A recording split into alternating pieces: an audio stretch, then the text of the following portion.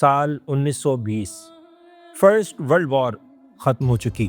صدیوں سے عرب دنیا کی محافظ سلطنت عثمانیہ ٹوٹ کر بکھر چکی اور اب دمشق ایک نئے فاتح کے قدموں تلے تھا، فرانس کے پیروں کے بالکل نیچے۔ فرانس فوج کے کمانڈر نے شہر پر قبضہ کرنے کے بعد پہلا حکم یہ دیا کہ مجھے ایک مزار پر لے چلو۔ شہر کے مرکز میں اموی مسجد کے دامن میں موجود یہ چھوٹا سا مزار، جس میں جنرل نے اپنے فوجی غرور اور تکبر کے ساتھ قبر کو ٹھوکر ماری اور وہ الفاظ ادا کیے جو تاریخ کے سینے میں خنجر کی طرح تھے: اٹھو، ہم واپس آ گئے ہیں، میری یہاں موجودگی بتاتی ہے کہ صلیب نے ہلال کو شکست دے دی ہے۔ یہ قبر 700 سال سے زیادہ پرانی تھی۔ آخر اس میں کون دفن تھا جو یورپ کے اس فاتح جنرل کے دماغ پر سوار تھا اور جیت کا میسج وہ سب سے پہلے اسی کو دینا چاہتا تھا؟ وہ کون تھا کہ 7 صدیاں گزرنے کے بعد بھی دنیا کی بڑی طاقتیں اس کے نام سے خوف کھاتی تھیں اور اس کی قبر پر آ کر اپنی فتح کا اعلان کرتی تھیں؟ آج کی کہانی ہے اسی صاحب قبر کے بارے میں، وہ کہ جس نے ایک بکھری ہوئی امت کو جوڑا، جس نے تاریخ کا دھارا پلٹا، جس نے بیت المقدس فتح کیا۔ الملک الناصر ابو المظفر صلاح الدین والدنیا یوسف ابن ایوب، جسے ہم اور آپ آج جانتے ہیں صلاح الدین ایوبی کے نام سے۔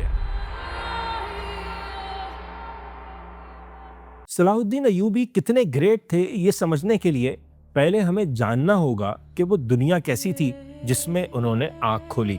یہ وہ دور تھا جب امت مسلمہ صرف کتابوں میں پائی جاتی تھی۔ حقیقت میں مسلم دنیا ایک بکھری ہوئی، ٹوٹی ہوئی، بلکہ آپس میں لڑتی ہوئی قوم کا نام تھا۔ صلاح الدین کے پیدا ہونے سے تقریباً 40 سال پہلے 1099 میں یورپ سے آنے والے کروسیڈرز نے مسلمانوں کو تاریخ کا سب سے بڑا گھاؤ لگایا تھا۔ انہوں نے بیت المقدس یعنی یروشلم پر قبضہ کر لیا تھا۔ یہ صرف ایک شہر کی بات نہیں تھی، ایک ہار نہیں تھی، یہ پوری مسلم سویلائزیشن کے منہ پر زور کا تھپڑ تھا، ان کی تہذیب کی تذلیل تھی، کیونکہ یہ کروسیڈرز شہر میں داخل ہوئے اور مسلمانوں کا وہ قتل عام کیا جس کی مثال پہلے کبھی نہیں ملی۔ میں ڈیٹیلز میں جانا نہیں چاہتا کیونکہ وہ بتانے کے قابل نہیں ہے، لیکن یہ سوال ذہن میں ضرور آتا ہے کہ آخر ایسا ہوا کیوں؟ مسلمان جو دنیا کی سب سے بڑی طاقت تھے، آخر اتنے کمزور کیسے ہو گئے کہ کچھ ہزار کی فوج نے اتنی دور سے یورپ سے آ کر ان کے ایک مقدس شہر پر قبضہ کر لیا اور وہ دیکھتے رہے؟ اس کا جواب ایک ہی ہے: مسلمانوں کے درمیان تقسیم، ان کے بیچ کی پھوٹ۔ مسلمان آپس میں اتنی بری طرح بٹے ہوئے تھے کہ یورپ سے آنے والے کروسیڈرز نے اپنی پہلی ہی جنگ میں بیت المقدس حاصل کر لیا۔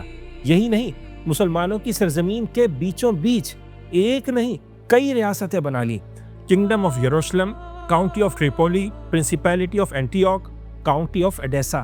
ان کے پاس یورپ کی فوجی اور مالی امداد تھی، مضبوط قلعے تھے، ان کا مقصد ایک تھا، ان کا دشمن ایک تھا، اور سب سے بڑھ کر ان میں اتحاد تھا۔ جبکہ مسلم ورلڈ میں ہر طرف افراتفری تھی، ان کی دو سب سے بڑی پاورز ایک دوسرے کی دشمن بنی ہوئی تھیں۔ بغداد میں عباسی خلافت جو سنی اسلام کی نمائندہ تھی، لیکن اب اس میں وہ پرانا دمخم نہیں تھا، خلیفہ صرف ایک مذہبی سمبل تھا بس۔ اور دوسری طرف تھی قاہرہ کی فاطمی خلافت جو اسماعیلی شیعہ اسلام کو مانتی تھی، عباسیوں کو ظالم سمجھتی تھی اور خود کو اسلام کا حقیقی وارث مانتی تھی۔ یہ دونوں خلافتیں، نام نہاد خلافتیں، ایک دوسرے کے اتنے خلاف تھیں کہ ایک دوسرے کے خلاف کروسیڈرز کا ساتھ دینے سے بھی نہیں چوکتی تھیں۔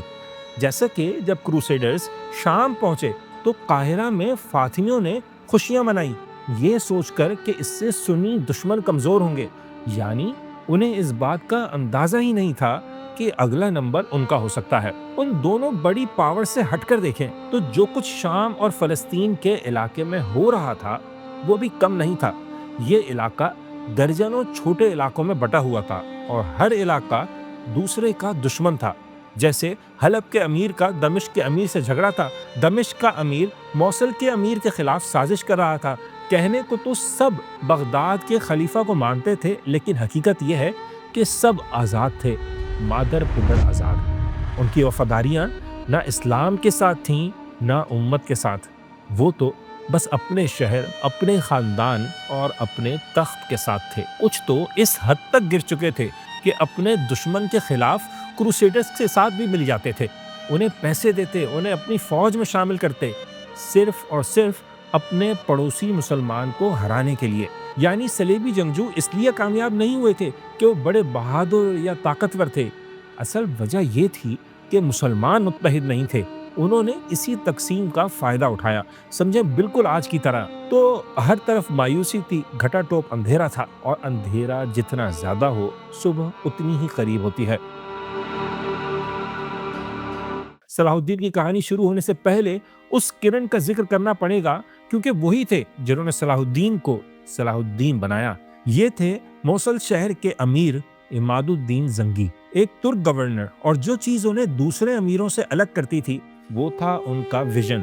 وہ سمجھ گئے تھے کہ صلیبیوں کو ہرانا ہے تو مسلمانوں کو متحد ہونا ہوگا، اس لیے انہوں نے اپنی زندگی کا مشن بنا لیا کہ وہ شام کے علاقے میں موجود سب امیروں کو ایک جھنڈے تلے جمع کریں گے، چاہے اس کے لیے انہیں اپنی تلوار ہی کیوں نہ استعمال کرنی پڑے۔ اور سن 1144 میں انہوں نے ایک ایسی کامیابی بھی حاصل کر لی جس کے لیے آنکھیں ترس رہی تھیں۔ انہوں نے کروسیڈرز کی ایک مضبوط ریاست کاؤنٹی آف ایڈیسا کو فتح کر لیا۔ یہ تقریباً 50 سالوں میں مسلمانوں کی کروسیڈرز کے خلاف سب سے بڑی کامیابی تھی۔ اس جیت سے پوری مسلم دنیا میں خوشی کی لہر دوڑ گئی، اور یہ بات بھی ثابت ہوئی کہ یورپ سے آنے والے ناقابل شکست نہیں ہے۔ لیکن ابھی عماد الدین اپنا کام مکمل بھی نہیں کر پائے تھے کہ ان کا قتل ہو گیا۔ اب خواب پورا کرنے کی ذمہ داری ان کے بیٹے کے کاندھوں پر آ گئی، وہ کہ جو اپنے باپ سے بھی زیادہ عظیم ثابت ہوئے، نور الدین زنگی۔ صرف ایک جنگجو ہی نہیں، ایک دیندار، انصاف پسند حکمران جنہوں نے حلب اور دمشق کو یونائٹ کیا اور پہلی بار بیت المقدس کی آزادی کے نعرے کو ایک عوامی تحریک میں بدل دیا۔ انہوں نے لوگوں کو یاد دلایا کہ القدس صرف ایک شہر نہیں، مسلمانوں کا قبلہ اول ہے، ان کی عزت اور غیرت کا سوال ہے۔ یعنی نور الدین نے وہ زمین تیار کی، وہ بیج بویا جس کے کاٹنے کا کام تقدیر نے کسی اور کے نام لکھا تھا۔ وہی شخص جو نور الدین کی فوج میں ہی شامل تھا، ایک نوجوان کرد سپاہی یوسف ابن ایوب، وہ کہ جو شام یا فلسطین میں پیدا نہیں ہوئے تھے بلکہ وہاں سے کہیں دور موجودہ عراق کے شہر تکریت میں جنم لیا۔ نہ وہ کوئی شہزادے تھے نہ کوئی نواب، وہ تو بس ایک فوجی خاندان کے بیٹے تھے۔ کہا جاتا ہے کہ جس رات صلاح الدین پیدا ہوئے اسی رات ان کے خاندان کو تکریت کے شہر سے نکال دیا گیا تھا۔ یہ خاندان جلا وطنی کے بعد پہلے موصل، پھر بعلبک اور بالآخر دمشق منتقل ہو گیا۔ یہاں کوئی نہیں جانتا تھا کہ یہ نوجوان جسے صرف پڑھنے کا شوق ہے، جسے قرآن و حدیث کے علاوہ فقہ، ادب اور تاریخ میں دلچسپی ہے، جو شاید ایک عالم یا قاضی بننا چاہتا ہے، ایک دن تاریخ کا دھارا بدل دے گا، ملٹری ہسٹری کی بڑی بڑی کامیابیاں حاصل کرے گا، اور ہاں، نور الدین کے خواب کو پورا کر کے دنیا کے سامنے اپنا نام بنائے گا، سلطان صلاح الدین ایوبی کے نام سے۔ صلاح الدین کی کہانی کا آغاز نہ دمشق میں ہوتا ہے نہ ہی بیت المقدس میں، بلکہ یہ شروع ہوتی ہے مصر میں۔ 12ویں صدی کے مصر کا حال تو سمجھیں آج سے بھی برا تھا۔ فاطمی خلافت، جو کبھی ایک عظیم طاقت تھی جس کا جھنڈا سسلی سے حجاز تک لہراتا تھا، اب اپنی آخری سانسیں لے رہی تھی۔ خلیفہ صرف ایک پپٹ تھا، اصل طاقت وزیروں کے ہاتھوں میں تھی جو آپس میں لڑتے رہتے تھے، اور یہ کمزوری دو لوگوں کو اچھی طرح معلوم تھی اور انہوں نے مصر پر اپنی نظریں جمائی ہوئی تھیں۔ ایک طرف تھے صلیبی جنہیں پتا تھا کہ فلسطین کی سرزمین پر سروائیول کے لیے انہیں مصر پر قبضہ کرنا ہوگا، اور دوسری طرف تھے نور الدین زنگی جنہیں یقین تھا کہ اگر مصر کروسیڈرز کے ہاتھ لگ گیا تو شام اور فلسطین ہمیشہ کے لیے مسلمانوں کے ہاتھوں سے نکل جائیں گے، اس لیے انہیں قبلہ اول کو بچانے کے لیے مصر کو اپنے ہاتھ میں لینا ہوگا۔ سمجھیں، مصر اب شطرنج کی ایک بساط بن چکا تھا، اور اس بساط پر نور الدین نے اپنے سب سے اہم مہرے کے ساتھ سب سے بڑی چال چلی۔ نام تھا اسد الدین شیر کو، یعنی پہاڑ کا شیر، اور یہ شیر کو اپنے ساتھ اپنے بھتیجے کو بھی مصر لے گیا۔ جی ہاں، صلاح الدین کو۔ اگلے 5 سال تک مصر ایک خونی کھیل کا میدان بنا رہا۔ شیر کو اور صلاح الدین نے 3 بار مصر پہ حملہ کیا۔ ہر بار ان کا مقابلہ صرف فاطمی فوج سے نہیں ہوا بلکہ ان کی مدد کے لیے آنے والی صلیبی فوج سے بھی ہوا۔ یعنی مصر وہ پہلا میدان تھا جہاں صلاح الدین نے اپنی فوجی صلاحیت دکھائی۔ یہاں انہوں نے کئی جنگیں لڑیں، کئی بار کروسیڈرز کو ہرایا، یہاں تک کہ 1169 میں شیر کو اپنی آخری کیمپین میں کامیاب ہو گیا اور سازش کرنے والے وزیر کو ہرا کر وہ خود فاطمی سلطنت کا وزیر بن گیا۔ لیکن صرف 2 مہینے ہی گزرے تھے کہ اچانک شیر کوہ کا انتقال ہو گیا۔ اب سوال یہ تھا کہ اس کی جگہ کون لے گا؟ فاطمی خلیفہ العاضد اور اس کے درباریوں نے سوچا کہ شیر کوہ کا نوجوان بھتیجا صلاح الدین سب سے کمزور امیدوار ہے، اسے آسانی سے کنٹرول کیا جا سکتا ہے۔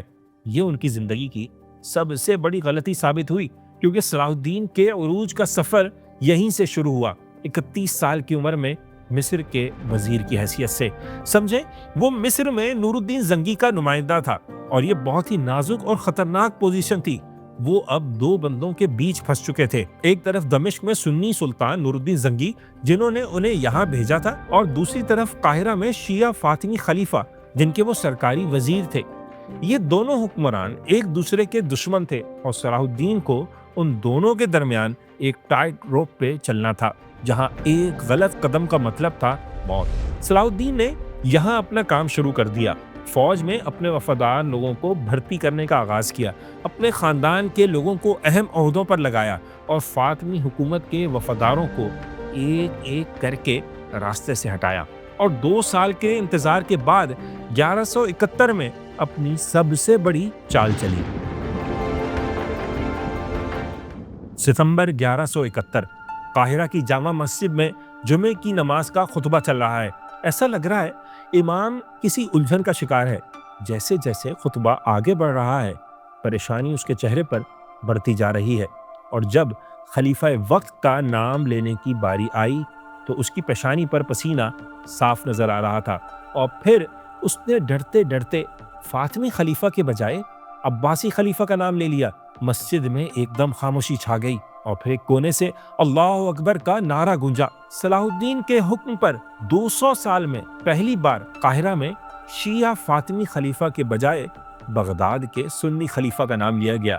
یہ ایک بغاوت تھی، کھلی بغاوت، لیکن اسے کچلنے کا دم کسی میں نہیں تھا، کیونکہ بیمار فاطمی خلیفہ العاضد اپنے آخری دن گن رہا تھا، اور کچھ ہی دن بعد اس کے انتقال کے ساتھ ہی فاطمی خلافت کا خاتمہ ہو گیا ہمیشہ کے لیے، اور مصر ایک پکے ہوئے پھل کی طرح صلاح الدین کی گود میں آ گرا۔ اب صلاح الدین مصر کے بے تاج بادشاہ تھے۔ انہوں نے نور الدین زنگی کا ایک بڑا خواب پورا کر دیا۔ یہ کامیابی اتنی بڑی تھی کہ کہا جاتا ہے کہ نور الدین زنگی کے ذہن میں بھی شک کا بیج پڑ گیا۔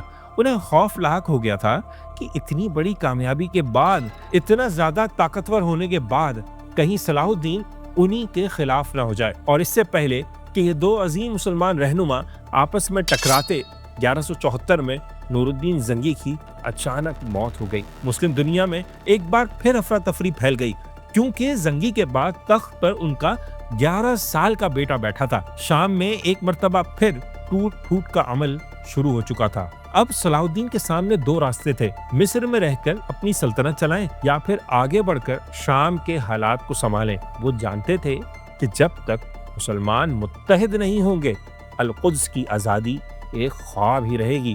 اس لیے انہوں نے فیصلہ کر لیا، ایک بہت ہی مشکل اور ان پاپولر ڈیسیجن لیا۔ انہوں نے شام کے خلاف جہاد کا اعلان کر دیا، یہ کہہ کر کہ نور الدین زنگی کا اصل وارث وہ ہیں، اور ان کا مشن تھا تمام مسلمانوں کو ایک جھنڈے تلے جمع کرنا تاکہ ہم القدس کو آزاد کروا سکیں۔ اگلے 12 سال 1174 سے 1186 تک صلاح الدین نے اپنی ساری انرجی اور تمام طاقت صلیبیوں سے لڑنے میں نہیں، بلکہ شام، عراق اور اناطولیہ کے مسلمان امیروں کو جھکانے میں لگا دی۔ سمجھیں، یہ صلاح الدین کی زندگی کا سب سے مشکل دور تھا۔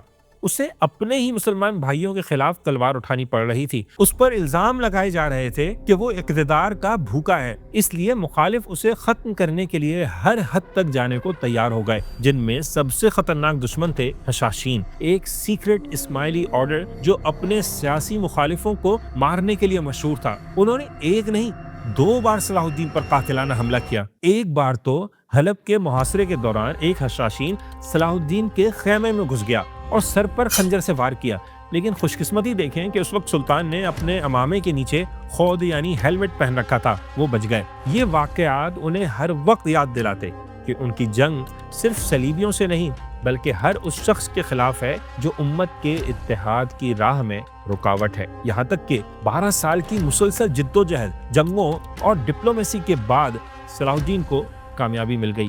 1186 تک انہوں نے مصر سے لے کر دمشق اور حلب تک ایک عظیم متحدہ مسلم سلطنت قائم کر لی۔ نور الدین زنگی کا خواب پورا ہو گیا۔ اب وقت آ چکا تھا صلیبیوں سے 88 سال کا حساب لینے کا وقت۔ 12 سال کی طویل اور تکلیف دہ جدوجہد کے بعد صلاح الدین نے آخرکار اپنا پہلا مقصد حاصل کر لیا تھا۔ مسلمان اب متحد تھے، اب صرف ایک ہی کام باقی تھا، وہ خواب جس کے لیے انہوں نے اپنی پوری زندگی وقف کر دی تھی، القدس کی آزادی۔ لیکن وہ جلد بازی میں حملہ نہیں کرنا چاہتے تھے، وہ صحیح موقع کا اور اپنے حریف کی کسی مسٹیک کا انتظار کر رہے تھے، اور وہ غلطی صلیبیوں کے سب سے بے رحم اور مغرور جنگجو نے کی، جس کا نام تھا رینالڈ ڈی شاتیون، ایک وحشی اور لالچی وار لارڈ جو کرک کے قلعے کا حاکم تھا۔ وہ صلاح الدین سے کیے گئے معاہدوں کو بار بار توڑتا۔ 1187 میں ریڈ سی میں بحری جہاز بھیج کر حاجیوں کو لوٹا، پھر مدینے پر حملے کی کوشش کی جسے صلاح الدین کے بھائی نے ناکام بنایا، یہاں تک کہ 1187 میں اس نے سب سے بڑی حرکت کی، مصر سے دمشق جانے والے مسلمانوں کے ایک بہت بڑے تجارتی قافلے پر حملہ کر کے اسے لوٹ لیا۔ اب جنگ تو ہونا ہی تھی۔ صلاح الدین نے پوری مسلم دنیا میں جہاد کا اعلان کر دیا اور اپنی فوج کو جمع کر لیا۔ صلاح الدین ایک بہادر جنگجو ہی نہیں تھا بلکہ ایک ذہین اسٹریٹجسٹ بھی تھا۔ وہ جانتا تھا کہ بھاری بھرکم لباس پہننے والی صلیبی فوج گرمی اور پیاس میں زیادہ دیر نہیں لڑ سکتی، اس لیے اس نے ایک ڈیڈلی ٹریپ بچھایا۔ اپنی فوج کے ایک چھوٹے سے حصے کو سی آف گیلیلی کے کنارے واقع شہر تبریا پر حملہ کرنے کے لیے بھیج دیا۔ اصل میں یہ ایک بیٹ تھی، یعنی صلیبی فوج کے سامنے چارہ ڈالا گیا تھا، اور جیسا صلاح الدین نے سوچا وہی ہوا۔ صلیبیوں کی متحدہ فوج اس جال میں پھنس گئی۔ اپنی ملکہ کے شہر کو بچانے کے لیے انہوں نے اپنی پوری فوج کو تبریا کی طرف بھیج دیا۔ یہ ایک سوسائیڈل مشن تھا کیونکہ انہیں تبریا تک پہنچنے کے لیے ایک ایسے خشک علاقے سے گزرنا تھا جہاں پانی کا کوئی ذریعہ نہیں تھا، اور انہیں اندازہ نہیں تھا کہ صلاح الدین ایوبی کی فوج ہر طرف موجود ہے، ان کے پانی تک پہنچنے کے ہر راستے کو روکے ہوئے۔ 4 جولائی 1187 ہتین کی پہاڑیوں کے قریب صلیبی فوج مکمل طور پر صلاح الدین کے جال میں پھنس گئی۔ وہ پیاس سے مر رہے تھے، گرمی اور دھوئیں سے ان کا دم گھٹ رہا تھا، اور صلاح الدین کی فوج انہیں چاروں طرف سے گھیرے ہوئی تھی۔ یہ جنگ نہیں تھی، سمجھے ایک قتل عام تھا۔ شام تک پوری صلیبی فوج کا تقریباً صفایا ہو گیا۔ تاریخ میں پہلی بار صلیبیوں کی اتنی بڑی فوج ایک ہی دن میں تباہ ہوئی۔ یروشلم کے بادشاہ گی دی لیزونیا اور سینکڑوں بڑے نائٹس گرفتار کر لیے گئے، اور ان قیدیوں میں وہ بھی تھا جس کی صلاح الدین کو تلاش تھی، رینالڈ ڈی شاتیون۔ جنگ کے بعد صلاح الدین نے یروشلم کے بادشاہ کو عزت و احترام کے ساتھ اپنے خیمے میں بلایا اور اسے پینے کے لیے ٹھنڈا پانی پیش کیا، لیکن جب بادشاہ نے وہ پیالہ رینالڈ کو دینا چاہا تو صلاح الدین نے اسے روک دیا، کیونکہ اس زمانے میں بادشاہ کا کسی کو پانی دینے کا مطلب ہوتا تھا اسے جان کی امان ہے، جبکہ صلاح الدین نے قسم کھائی تھی کہ وہ رینالڈ کو نہیں چھوڑے گا۔ انہوں نے اس سے صاف صاف کہا، بادشاہ نے تمہیں پانی میری اجازت سے نہیں دیا، اس لیے تمہاری جان کو امان نہیں، اور پھر اپنی قسم پوری کرتے ہوئے رینالڈ کو وہیں ختم کر دیا۔ وہ لمحہ آ گیا جس نے انصاف کر دیا۔ ہتین کی کامیابی کے بعد اب راستہ بالکل صاف تھا۔ القدس کے دفاع کے لیے کروسیڈرز کے پاس اب کوئی بڑی فوج نہیں تھی، اور پھر 2 ہفتے کے محاصرے کے بعد 2 اکتوبر 1187 کو، ٹھیک اسی دن جب مسلمان شب معراج مناتے ہیں، یروشلم نے ہتھیار ڈال دیے۔ 88 سال بعد مسلمانوں کا قبلہ اول ایک بار پھر آزاد ہو گیا۔ شہر کے اندر مسیحی باشندے خوف سے کانپ رہے تھے۔ انہیں پتا تھا کہ 88 سال پہلے جب ان کے باپ دادا نے شہر پر قبضہ کیا تھا تو انہوں نے خون کی ندیاں بہا دی تھیں۔ ان کے لیے آج بدلے کا دن تھا۔ وہ قتل عام کا انتظار کر رہے تھے، لیکن صلاح الدین نے دنیا کو اسلام کا اصل چہرہ دکھایا۔ انہوں نے عام معافی کا اعلان کر دیا، حکم دیا کہ کسی بھی مسیحی شہری یا عبادت گاہ کو نقصان نہیں پہنچایا جائے گا۔ صرف ایک شرط رکھی کہ جو شہر چھوڑ کر جانا چاہتا ہے اسے معمولی سا فدیہ ادا کرنا پڑے گا۔ ہر مرد 10 دینار، ہر عورت 5 دینار اور ہر بچہ 2 دینار فدیہ ادا کر کے 40 دن کے اندر شہر سے نکل جائے، اسے کچھ نہیں کہا جائے گا۔ بہت سے لوگ فدیہ ادا نہیں کر پائے۔ صلاح الدین نے رقم اور کم کر دی، مرد 5، عورت 2 اور بچے مفت۔ اور جب آخر میں ہزاروں غریب مسیحی ایسے بچے جو فدیہ ادا کرنے کے قابل نہیں تھے تو صلاح الدین اور ان کے بھائی العادل نے اپنی جیب سے ان کا فدیہ ادا کیا اور انہیں آزادی دی۔ یہ صرف ایک فوجی کامیابی نہیں تھی، ایک اخلاقی فتح تھی۔ یہ تھی صلیب پر ہلال کی کامیابی، جس نے دنیا کو بتایا کہ ایک سچا مسلمان کیسا ہوتا ہے۔ پھر 2 اکتوبر 1187 کو جمعے کے مبارک دن صلاح الدین ایوبی فاتحانہ انداز میں بیت المقدس میں داخل ہوئے۔ شہر میں کوئی قتل عام نہیں ہوا، کسی گرجے کو نقصان نہیں پہنچایا گیا، مسجد اقصی کو عرق گلاب سے دھویا گیا اور نور الدین زنگی کا بنوایا ہوا ممبر یہاں لگایا گیا۔ تقریباً 9 دہائیوں کے بعد مسجد اقصی سے پہلی بار جمعے کی اذان اور خطبے کی آواز گونجی۔ یہ صلاح الدین ایوبی کی زندگی کا سب سے بڑا مومنٹ تھا۔ وہ خواب پورا ہو گیا جس کے لیے انہوں نے اپنی پوری زندگی وقف کر دی۔ یہ خبر یورپ کے لیے کسی قیامت سے کم نہیں تھی۔ پوپ اربن سویم کا تو خبر سنتے ہی انتقال ہو گیا۔ تب نئے پوپ نے فوراً 3rd کروسیڈ کا اعلان کر دیا، اور اس بار اتنی بڑی فوج آئی کہ شاید مڈل ایسٹ نے اپنی ہسٹری میں نہ دیکھی ہو۔ یورپ کے تینوں طاقتور بادشاہ خود میدان میں آ رہے تھے۔ ہولی رومن امپائر کا بادشاہ فریڈرک باربروسا، فرانس کا نوجوان بادشاہ فلپ آگسٹس دوم اور انگلینڈ کا نڈر جنگجو بادشاہ رچرڈ اول، جسے اس کی بہادری کی وجہ سے لائن ہارٹ یعنی شیر دل کہا جاتا تھا، اس لیے اس جنگ کو کنگز کروسیڈ بھی کہا جاتا ہے۔ تو پھر اگلے کئی سالوں تک جنگیں چلتی رہیں، ایک کے بعد دوسری جنگ، کبھی رچرڈ جیتتا تو کبھی صلاح الدین، یہاں تک کہ 1192 میں دونوں فوجوں کے بیچ معاہدہ ہو گیا، ٹریٹی آف جافا، جس کے مطابق بیت المقدس مسلمانوں کے کنٹرول میں رہے گا۔ مسیحی زائرین کو بیت المقدس میں اپنے مقدس مقامات کی زیارت کرنے کی اجازت ہوگی۔ ایک چھوٹی سی ساحلی پٹی پر کروسیڈرز کی حکومت قائم رہے گی اور 3 سال تک جنگ بندی رہے گی۔ باربروسا جنگ سے پہلے ہی دریا میں ڈوب کر مر گیا تھا۔ فلپ شروع میں ہی فرانس واپس چلا گیا تھا اور رچرڈ کئی سال کی جنگ کے بعد ایک معاہدہ کر کے انگلینڈ لوٹ رہا تھا۔ 3rd کروسیڈ جو اسلام کو تباہ کرنے آئی تھی، اپنے مقصد میں ناکام ہو کر بالآخر ختم ہو گئی۔ لیکن وہ کہتے ہیں نا کہ ہر عظیم کہانی کا بھی ایک اینڈ ہوتا ہے، اور تاریخ کا المیہ یہ ہے کہ عظیم سلطنتوں کا اینڈ بہت برا ہوتا ہے۔ 3rd کروسیڈ ختم ہونے کے کچھ ہی مہینوں بعد صلاح الدین ایوبی بیمار پڑ گئے، یہاں تک کہ 4 مارچ 1193 کو صبح فجر کی اذان کے وقت ان کا انتقال ہو گیا، صرف 56 سال کی عمر میں۔ جب وہ دنیا سے رخصت ہوئے تو ایک فاتح کے طور پر نہیں بلکہ ایک فقیر کی طرح گئے۔ صلاح الدین کی ذاتی ملکیت کا حساب لگایا گیا تو دنیا حیران رہ گئی۔ ایک عظیم سلطان، مصر سے لے کر شام تک ایک بہت بڑی سلطنت کے حاکم نے پیچھے صرف 1 سونے کا دینار اور 47 چاندی کے درہم چھوڑے تھے۔ اتنی بھی رقم نہیں تھی کہ اس کے جنازے کا خرچہ پورا ہو سکے۔ انہوں نے اپنی پوری زندگی ایک خواب، ایک مقصد کے لیے ڈیڈیکیٹ کی تھی، اور وہ ورثے میں بھی سمجھے اسی خواب کی تعبیر چھوڑ گئے تھے۔ دنیا کی تاریخ میں تلوار کے کئی دھنی آئے۔ تاریخ ایسے لوگوں سے بھری پڑی ہے جنہوں نے بڑی بڑی فتوحات حاصل کی، مگر آج بھی ان کا نام نفرت سے لیا جاتا ہے۔ چنگیز خان، ہلاکو خان، تیمور لنگ یا خود صلیبی جنگجو۔ لیکن صلاح الدین کی اصل طاقت، ان کی پاپولیرٹی کی وجہ ان کی تلوار نہیں، ان کا کردار تھا۔ وہی کردار جس کی وجہ سے وہ مسلمانوں میں ہی نہیں، دشمنوں میں بھی عزت کی نظر سے دیکھے جاتے ہیں۔ دانتے نے اپنی ڈیوائن کامیڈی میں صلاح الدین کو जहन्नुम के पहले दायरे लिम्बो में अफलातून और अरिस्तु जैसे नेक लोगों के साथ जगह दी जो मसीही नहीं थे। सर वॉल्टर स्कॉट के नॉवेल द टैलिस्मैन ने यूरोप में सलाहुद्दीन की बहादुरी और तहजीब को बहुत पॉपुलर बनाया।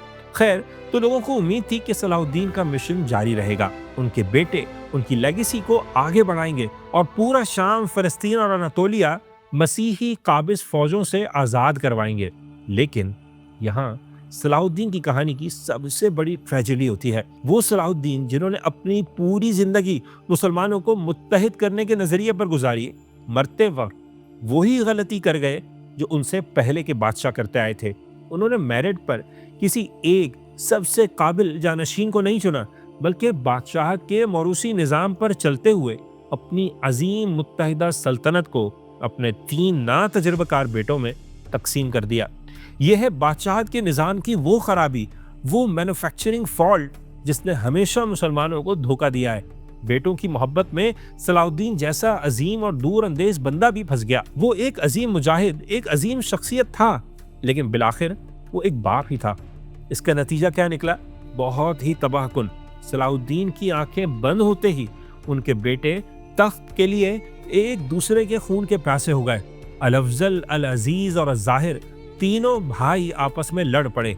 जिस सल्तनत को सलाहुद्दीन ने 20 साल की मुसलसल जिद्दोजहद और लातादाद जंगों से जोड़ा था, वो कुछ ही सालों में उनके अपने ही बेटों के हाथों टुकड़े टुकड़े हो गई।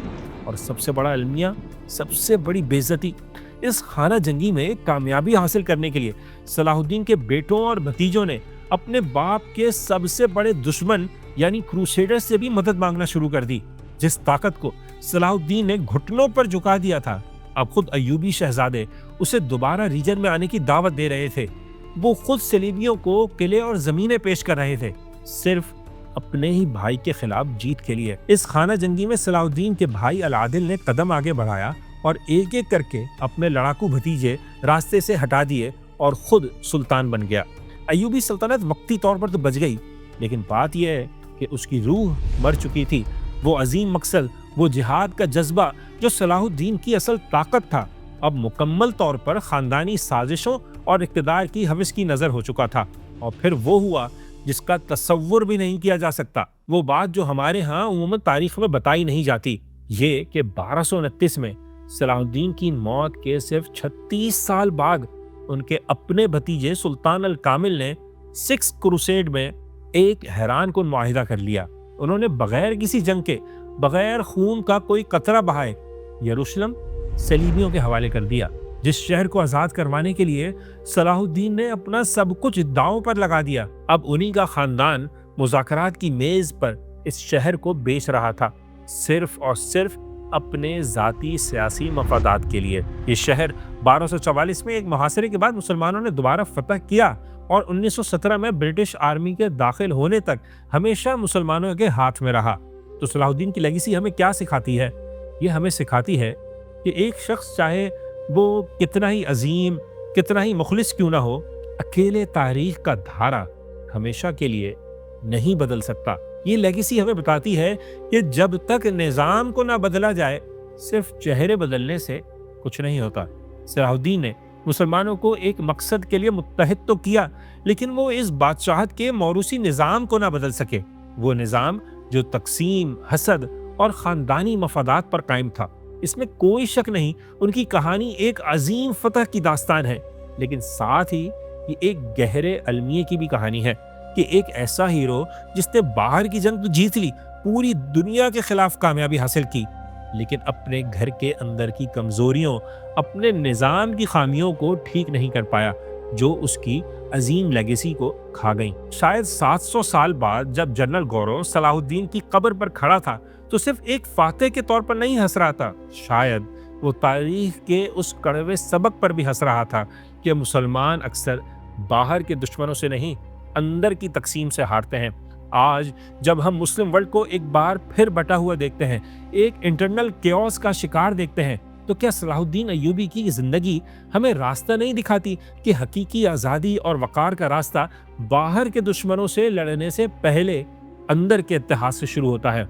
और ये भी कि एक अजीम मकसद के लिए सिर्फ एक अजीम रहनुमा नहीं, ایک عظیم نظام کی بھی ضرورت ہوتی ہے۔